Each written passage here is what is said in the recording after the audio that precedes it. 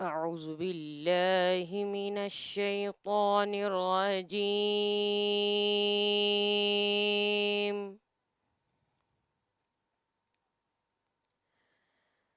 بسم الله الرحمن الرحيم.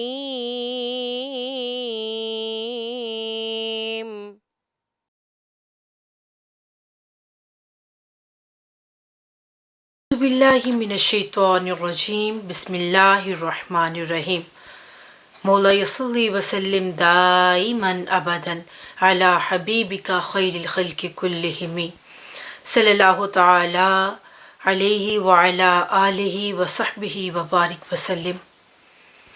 معزز ناظرین، السلام علیکم ورحمۃ اللہ وبرکاتہ. میرے مالک کا بڑا احسان، بڑا کرم، بڑا فضل ہے اور آقا علیہ الصلوۃ والسلام کے جوڑوں کا صدقہ ہے کہ ہم ماہ شعبان المعظم کی مبارک ساعتوں میں جمع ہیں. آئیے رمضان المبارک کی اچھے سے تیاری کرتے ہیں. منہاج القرآن ویمن لیگ UK کے زیر اہتمام ٹیم ٹریئر آف نالج نے رمضان المبارک کی آمد سے پہلے ایک سیریز کا اہتمام کیا ہے کہ قرآن دلوں کو نور عطا کرتا ہے، قرآن دلوں کی روشنی ہے، قرآن دلوں کا سکون ہے. اسی کی پہلی کڑی جو ہے اس میں آج ہم حاضر ہیں، پہلے حصے میں آج ہم جمع ہیں. اور سیریز میں ہم وقت کے شیخ الاسلام ڈاکٹر محمد طاہر القادری مداظ اللہ العالی کی کتب سے رہنمائی لیں گے. آج جس کتاب کو میں نے منتخب کیا ہے وہ ہے التبیان فی فضل بعض سور القرآن، قرآن حکیم کی منتخب صورتوں کے فضائل. اس کتاب کی اشاعت سپٹمبر 2010 میں ہوئی اور اس کتاب کے 13 چیپٹرز ہیں. یہ بیسکلی یہ کتاب جو ہے وہ احادیث مبارکہ پر مشتمل کتاب ہے، لیکن اس کتاب کا جو پہلا چیپٹر ہے اس میں قرآن حکیم کو پڑھنے کی فضیلت کے حوالے سے چند آیات کو بھی جمع کیا گیا ہے. 30 آیات کو جمع کیا گیا ہے. تحدیث نعمت کے طور پر ہم چند قرآن پاک کی آیات کی تلاوت کرتے ہیں. بسم اللہ الرحمن الرحیم. فضیلت القرآن و تأثیرہ. سورہ بقرہ کی پہلی آیا مبارکہ کی تلاوت کرتے ہیں.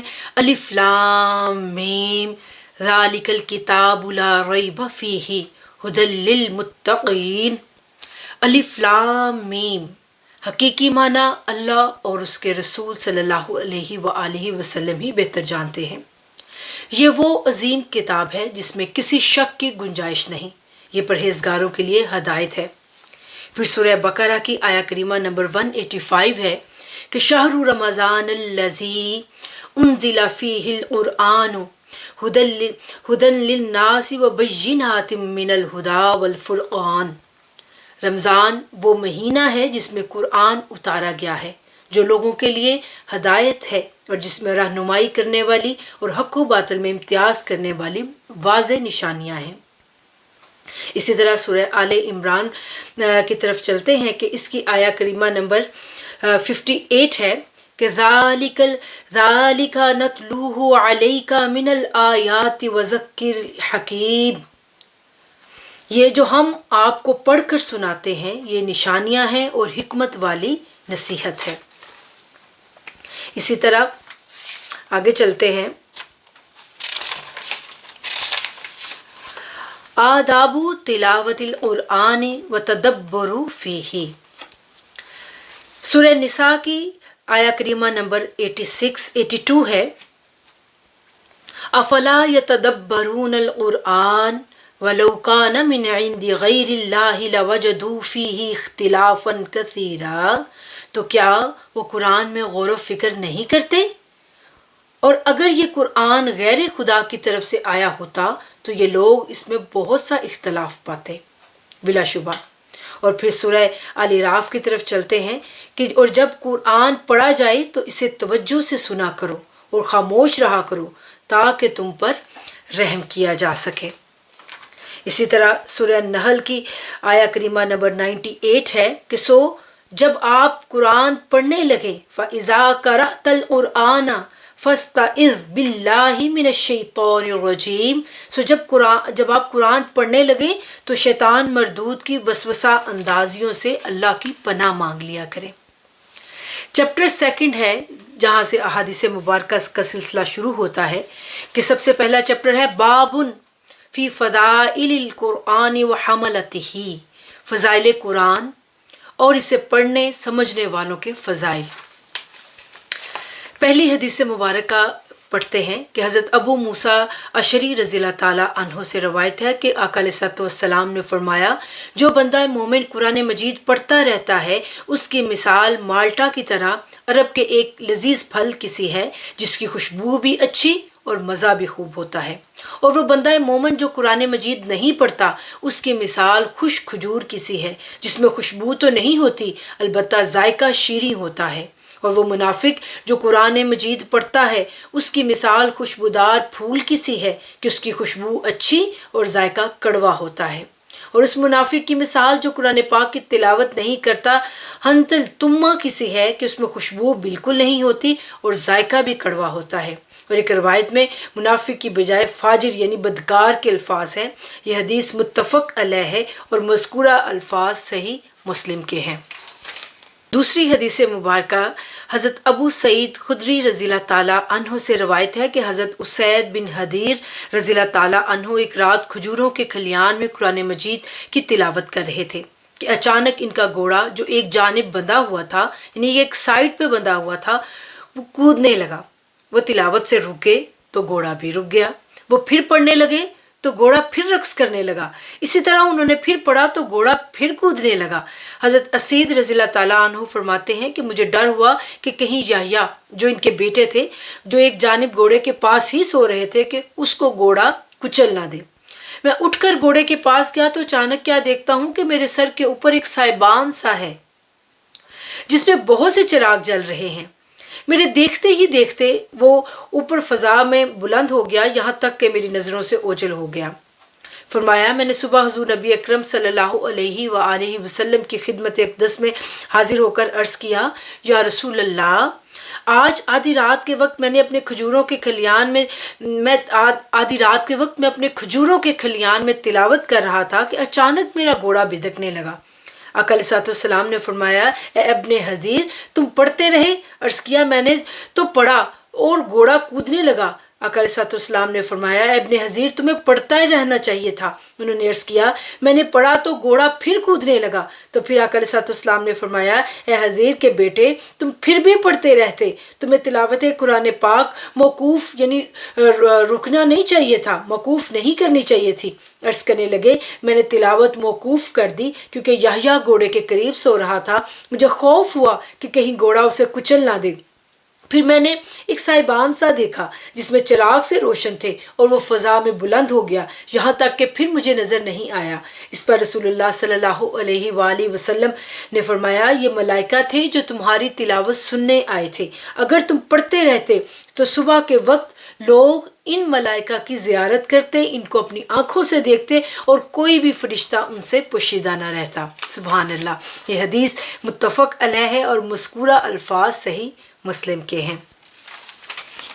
ایک اور حدیث مبارکہ ہم پڑھتے ہیں کہ حضرت عبداللہ بن عباس رضی اللہ عنہما نے روایت بیان کی کہ ایک آدمی حضور نبی اکرم صلی اللہ علیہ وآلہ وسلم کی خدمت اقدس میں حاضر ہو کر عرض کرنے لگا یا رسول اللہ آج رات میں نے خواب دیکھا ہے کہ میں ایک درخت کے پیچھے نماز پڑھ رہا ہوں. میں نے دیکھا کہ گویا میں نے نماز میں سجدہ والی آیت پڑھی اور سجدہ کیا. پھر دیکھا کہ وہ درخت بھی میرے سجدے کی وجہ سے سجدہ میں پڑا ہے.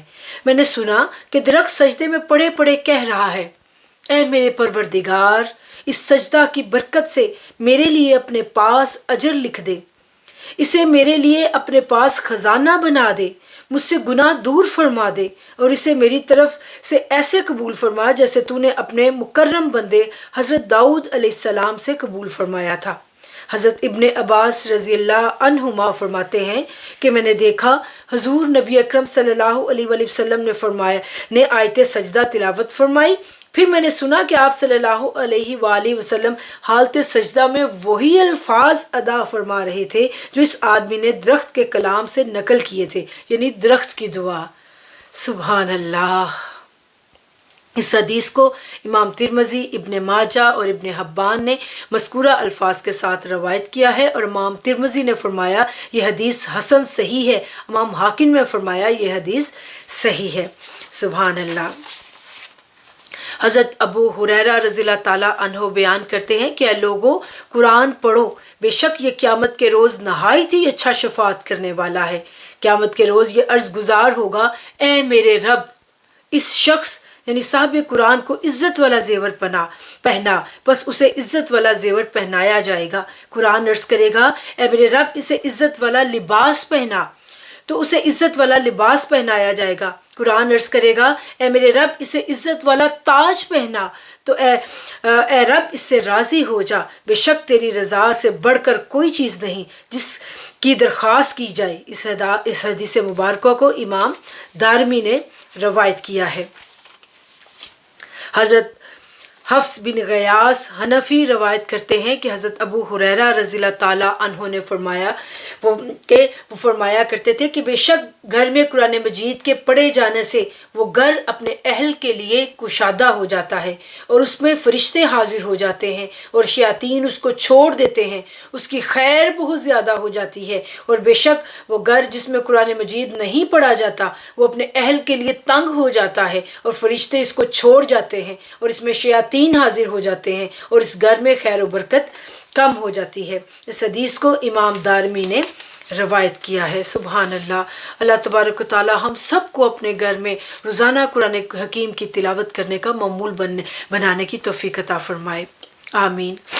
حضرت حسن رضی اللہ تعالیٰ عنہ سے روایت ہے کہ حضور نبی اکرم صلی اللہ علیہ وآلہ وسلم نے فرمایا، اس شخص کو کبھی فاقہ نہیں ہوگا جو قرآن مجید پڑھتا ہے، اور اس قرآن مجید کے بعد اس کے لیے اس سے بڑی کوئی گناہ نہیں ہے۔ اس حدیث کو امام ابن ابی شیبہ اور قزائی نے روایت کیا ہے۔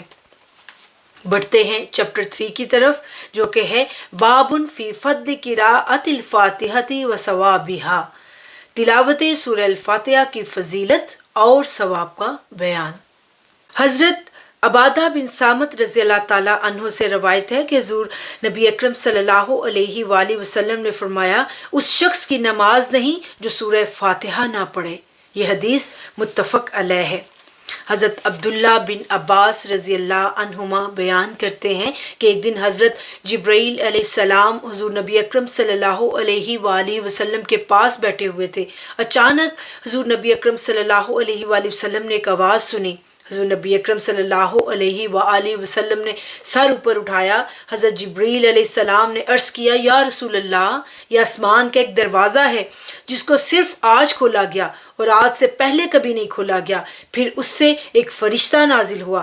حضرت جبرائیل علیہ السلام نے عرض کیا، یہ فرشتہ جو آج نازل ہوا یہ آج سے پہلے کبھی نازل نہیں ہوا۔ اس فرشتے نے آپ کی خدمت میں سلام عرض کیا ہے اور کہا ہے، آپ کو ان دو نوروں کی بشارت ہو جو آپ کو دیے گئے ہیں اور آپ سے پہلے کسی نبی کو نہیں دیے گئے، ایک سورہ فاتحہ اور دوسرا سورہ بقرہ کا آخری حصہ۔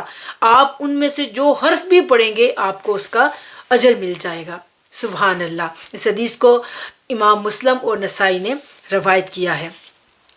حضرت خارجہ بن سلط رضی اللہ تعالیٰ عنہ نے اپنے چچا جان سے روایت کیا ہے کہ وہ ایک قوم کے پاس سے گزرے تو وہ لوگ ان کی خدمت میں حاضر ہو کر عرض گزار ہوئے، آپ بلائی والے شخص رحمت دو عالم صلی اللہ علیہ وآلہ وسلم کے پاس سے تشریف لا رہے ہیں، لہٰذا ہمارے اس آدمی پر دم کر دیجیے۔